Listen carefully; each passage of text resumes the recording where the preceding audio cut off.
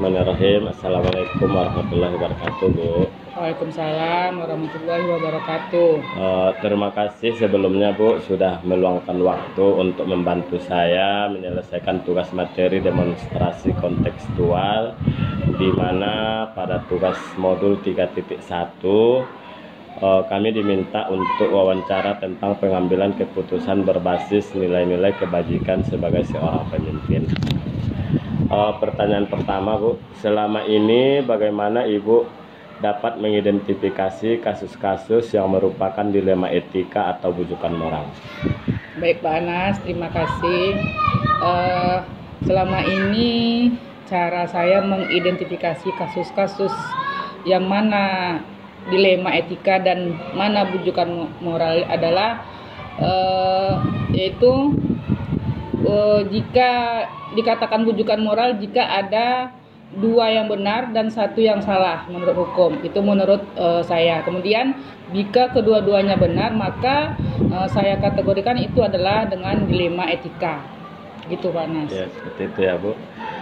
Selama ini bagaimana Ibu menjalankan pengambilan keputusan di sekolah Ibu, terutama untuk kasus-kasus di mana ada dua kepentingan yang sama-sama benar atau sama-sama mengandung nilai kebajikan?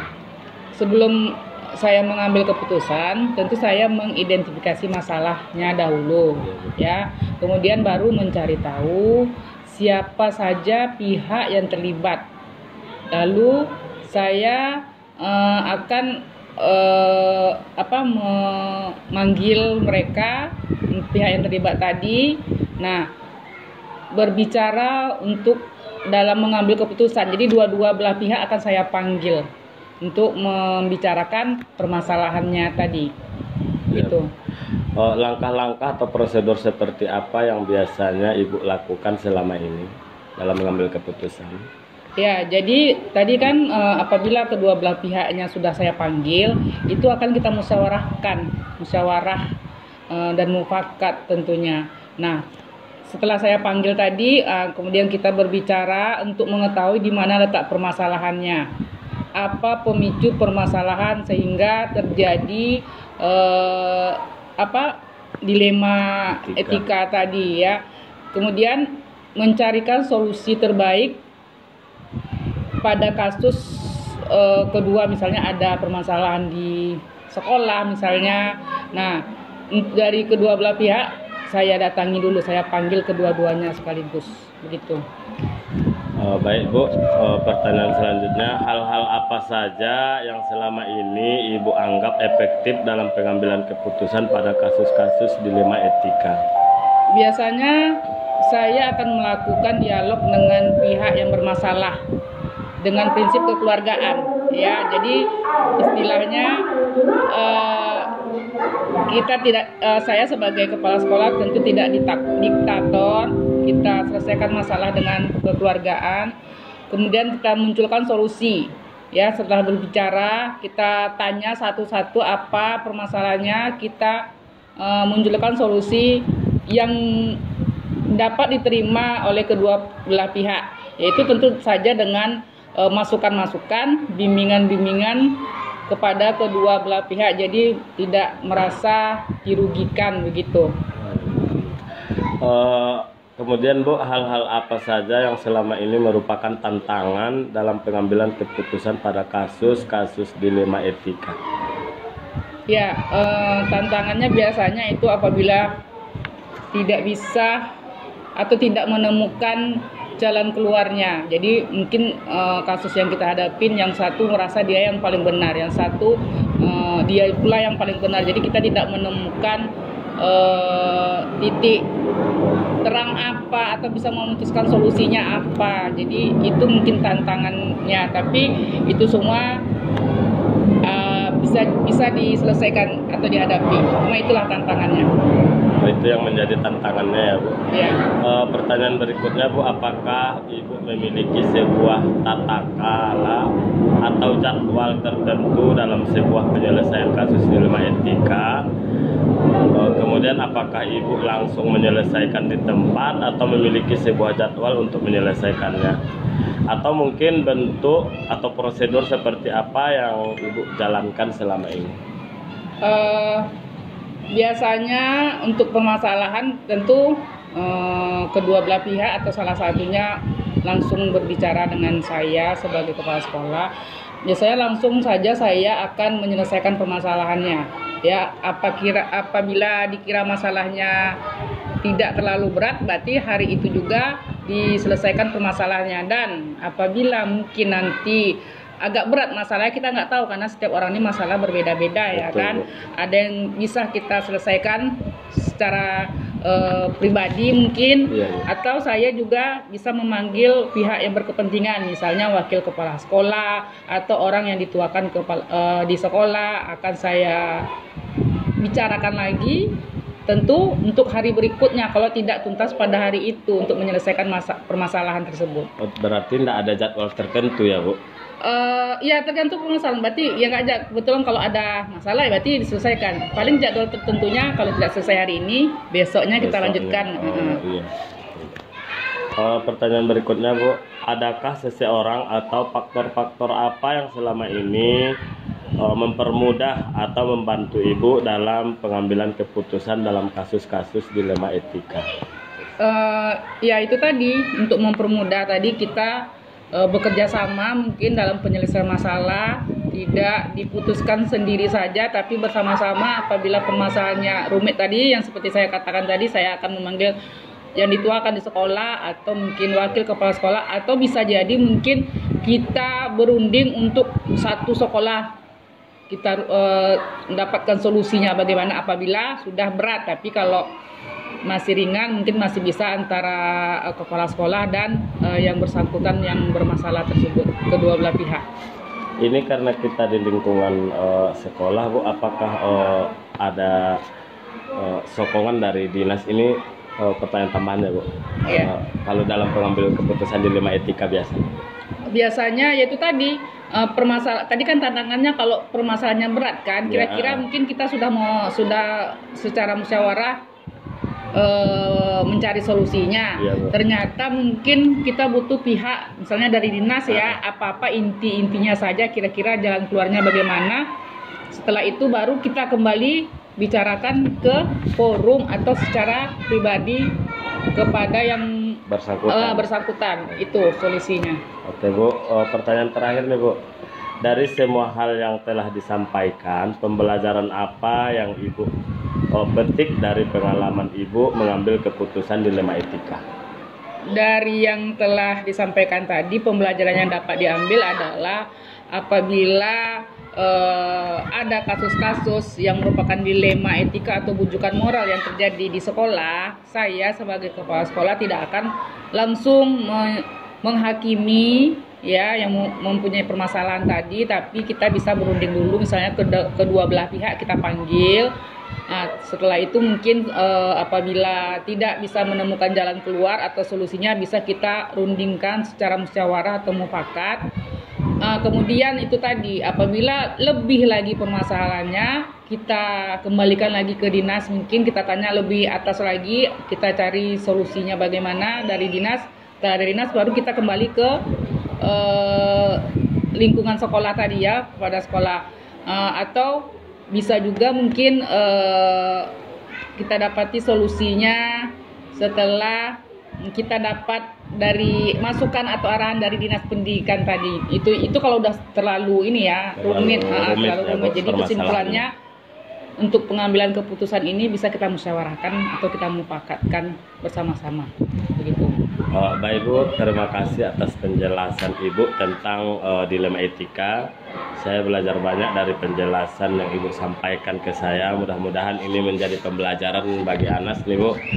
Mana tahu Anas menemukan dilema-dilema itu mungkin nanti di dalam pembelajaran ataupun mungkin dalam kehidupan Anas sehari-hari.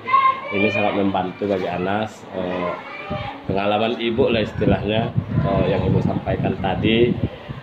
Kemudian mudah-mudahan apapun nanti yang menjadi dilema etika bagi Anas, mudah-mudahan bisa diselesaikan dengan baik ya Bu. Terima kasih Pak Anas. Semoga sukses dan lancar dalam pendidikannya juga. Bismillahirrahmanirrahim. Assalamualaikum Pak. Waalaikumsalam warahmatullahi wabarakatuh. Baik Pak, terima kasih sebelumnya Bapak sudah meluangkan waktu untuk membantu saya menyelesaikan tugas materi demonstrasi kontekstual di program pendidikan guru penggerak di modul 3.1.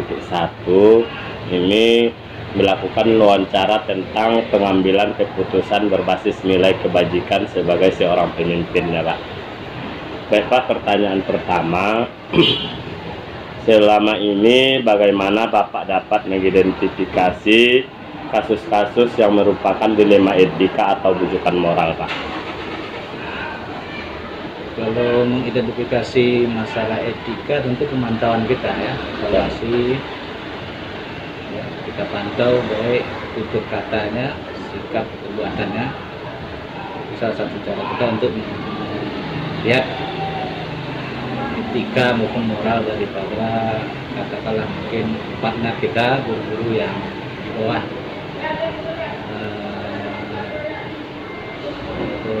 di bawah pengawasan kepala sekolah. Iya Pak. Selama ini bagaimana Bapak menjalankan pengambilan keputusan di sekolah Bapak, terutama untuk kasus-kasus di mana ada dua kepentingan yang sama-sama benar atau sama-sama mengandung nilai kebajikan? Ya, kan ada istilah memilih yang baik, yang terbaik dari yang baik. Iya. Jadi tetap kita harus membuat suatu keputusan karena memang salah satu hal yang harus diambil oleh seorang pemimpin adalah mengambil keputusan yang cepat dan tepat. Jadi kalau ada dua hal yang mempunyai nilai baik, ya, ambil yang paling baik, yaitu yang sifatnya untuk kemaslahatan orang banyak. Katakanlah mungkin kalau di sekolah, bagaimana kita mendahulukan kepentingan anak-anak didik. Itu biasanya Bapak lakukan itu berdasarkan apa Pak kalau ngambil keputusan itu? Pertimbangannya Pak? Pertimbangan itulah kepentingan bersama. Tetap mengutamakan kepentingan bersama ya Pak. Baik Pak, pertanyaan selanjutnya, langkah-langkah atau prosedur seperti apa yang biasanya Bapak lakukan selama ini dalam mengambil keputusan? Keputusan yang bersifat untuk kepentingan bersama. Umpamanya ada dua pilihan nih Pak, tapi dua-duanya benar. Nah, langkah-langkah apa yang biasanya Bapak lakukan? Ya, yang pertama tentu kalau itu menyangkut daripada kebijakan yang melibatkan orang lain, tentu kita sosialisasikan. Ya, sosialisasikan apa yang hendak kita lakukan. Baik, pertama tentu kepada guru-guru, nanti dia yang akan banyak menjalankan keputusan kita. Jadi sosialisasi, memberikan pemahaman, dan terakhir yaitu tentu dengan suatu penegasan untuk dapat dijalankan. Hal-hal apa saja selama ini yang Bapak anggap efektif dalam pengambilan keputusan pada kasus-kasus dilema etika? Yang pertama, tentu kita senantiasa memberikan masukan-masukan, nasihat-nasihat ya. Kalau dia melakukan suatu tindak, ya katakan yang melanggar etik, tidak sesuai dengan kode etik, tentu kita ingatkan ya. Tentu kita bertahap memberikan teguran-teguran, memberikan pandangan-pandangan.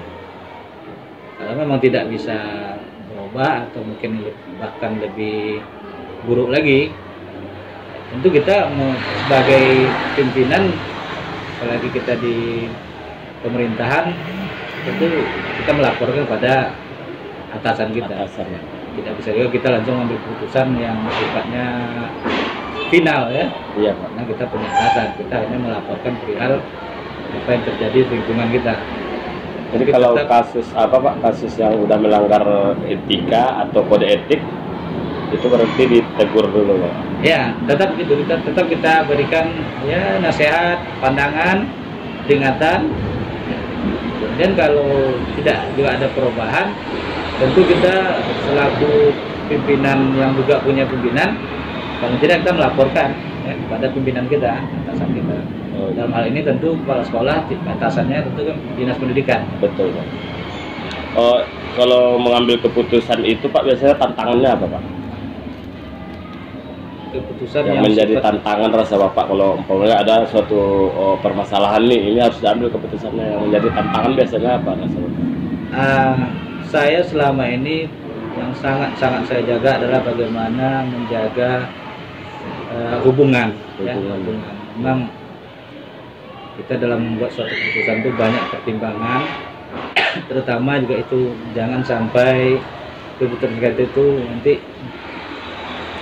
dinilai atau oleh bawahan kita yang bersifat otoriter ya, sehingga dia mungkin dilakukan, ditaati tapi dengan unsur keterpaksaan. Kita ingin bagaimana apa yang kita harapkan, apa yang kita putuskan itu dapat diterima dengan senang hati tanpa ada merasa terpaksa. Kalau apa Pak, apa yang Bapak miliki sebuah tatakan atau jadwal tertentu dalam sebuah penyelesaian kasus ketika kasus dilema etika ini terjadi? Umpamanya hari ini terjadi atau besok diambil keputusan, atau memang langsung diambil keputusan pada saat itu juga Pak? Biasanya Ya, kalau untuk apa itu yang jelas kita tentu merespon dulu ya, merespon. Katakanlah mungkin ada kejadian kasus-kasus atau mungkin laporan-laporan, tentu kita pelajari, kita panggil. jadi prosedurnya berarti panggil dulu ya Pak? Ya, panggil. Kalau berkaitan dengan wali murid contohnya Pak, itu biasanya prosedurnya seperti apa tuh Pak? Wali murid dalam hal ini seperti apa? Anak umpamanya yang bermasalah atau bagaimana, itu biasanya sudah wali kelasnya melaporkan ke Bapak gitu. Itu apa langsung pada saat itu Bapak apa tindakan atau memang ada prosedur yang lain?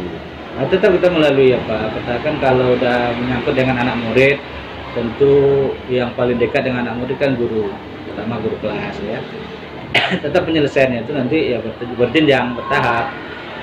Nanti kalau tak selesai sama guru kelasnya, mungkin baru kita panggil orang tuanya, kita coba beri pula pandangan dari orang tua. Karena kasus yang banyak itu kalau orang tua ini kan sering anak-anak tidak hadir atau sedikit izin. Iya. Nah, yang kedua juga mungkin tugas-tugas tak dikerjakan. Iya betul Pak. Itu biasanya kan, atau ada juga kalau ada kadang dia mungkin antara siswa dengan siswa lain itu ada konflik ya, mungkin bergurau itu tetap kita panggil.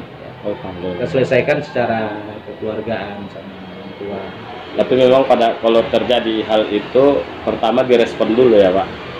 Ya itu tadi, kalau masih bisa ditangani oleh guru, terserah guru. Karena kalau semuanya kita nampung kan tak tampung juga kita kan. Tapi kalau dah guru tak mampu lagi, Pak saya angkat tangan Pak ini coba pula kita masuk.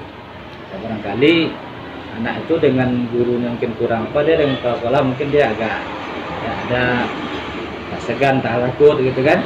Anak kita panggil juga, orang tua demikian kita panggil. Oke Pak, pertanyaan selanjutnya Pak, adakah seseorang atau faktor-faktor apa yang selama ini mempermudah atau membantu Bapak dalam mengambil keputusan dalam kasus dilema etika? Gimana tuh? Adakah seseorang atau faktor-faktor yang membantu Bapak dalam pengambilan keputusan itu? Ya, kalau dalam pengambilan keputusan, apalagi yang sifatnya pelanggaran kode etik ya. Ya. Itu memang kita minta. Pertama kita tetap melibatkan guru-guru. Apalagi kalau di sini kan ada juga guru-guru yang senior dari segi usia, dari tugas dia mengajar. Maka kalau guru-guru ini bisa memberikan pandangan pada katakanlah rekan dia yang mungkin melanggar kode etik, ya cukup guru aja memberikan. Jadi saya sangat terbantu juga dengan guru-guru yang senior ini, karena dia bisa membantu kita juga memberikan pandangan-pandangan kepada guru-guru yang lain. Pertanyaan selanjutnya Pak, dari semua hal yang telah disampaikan, Ya. pembelajaran apa yang dapat Bapak petik dari pengalaman Bapak mengambil keputusan dilema etika? Pembelajaran yang ya ini kan pengalaman ya. Iya Pak. Pengalaman memang pengalaman itu adalah guru yang sangat berharga. Iya. Memang untuk mengambil keputusan itu tidak gampang. Tidak gampang. Mengapa saya katakan tidak gampang atau tidak mudah? Karena itu tadi banyak faktor-faktor yang perlu kita pertimbangkan. Di satu sisi mungkin kita ingin hal ini tercapai, tapi di sisi lain kita juga mempertimbangkan pertama dari itu tadi bagaimana kondusivitas dalam suatu organisasi, dalam suatu instansi. Jadi kita mau ngambil keputusan itu bagaimana keputusan kita ambil ini betul-betul bisa diterima secara baik oleh kolega-kolega kita atau guru-guru kita di sekolah. So, juga mungkin orang tua murid ya. Tentu tidak serta-merta kita ini anak bapak ibu melanggar ini langsung keluar, kan tidak bisa. Iya betul Bapak. Kita berharap bukan, kita ingin bagaimana anak ini berubah ya, kepada yang lebih baik. Yang dilema itu. Terkadang kan kita ingin rasanya menegakkan peraturan yang ada, betul, tapi di sisi lain kita kasihan dengan yang berkasus itu gitu ya Pak ya. Yang pertama untuk disiplin lah ya. Iya. Disiplin guru-guru. Nah, ini dilema bagi kepala sekolah. Terlalu tegas gurunya nanti terlalu tegas kepala sekolah, gurunya malah banyak yang nanti yang ya melawan dalam tanda petik, mungkin ya tak senang dengan kita ya. Iya. Tapi terlalu kita beri keleluasaan, ya tujuan kita tak tercapai, ya disiplin akhirnya longgar. Jadi kita bermain di antara dua itulah, bagaimana kita tidak terlalu keras, tegas, tapi juga kita tidak juga terlalu lepas gitu saja. Jadi ada tarik ulurnya dalam memberikan keputusan, terutama lagi sifatnya pembinaan itu ada tarik ulur. Harapan mungkin tidak tercapai secara instan, tapi bisa secara bertahap apa yang kita ingin itu dapat terwujud. Terima kasih Pak atas Ya. Penjelasannya. Baik Pak, itu saja yang ingin saya ini pertanyakan Pak. Terima kasih Pak, ini bisa menjadi pembelajaran bagi saya ke depannya untuk mengambil keputusan itu ternyata tidak semudah yang kita bayangkan, apalagi untuk kepala sekolah ya Pak. Ini menjadi pembelajaran bagi Anas ya Pak.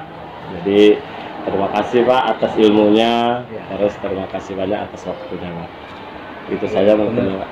Pengetahuan itu memang, tapi nanti pada ujungnya pengalaman itulah yang sangat membantu kita. Jadi semakin kita lama bergaul, banyak pengalaman, itu nanti kita akan semakin dewasa dalam menentukan suatu sikap, keputusan. Oke, sukses, mudah-mudahan ini bermanfaat ya. Selamat Ya Pak. Makasih banyak Pak. Pak boleh minta fotonya Pak? boleh.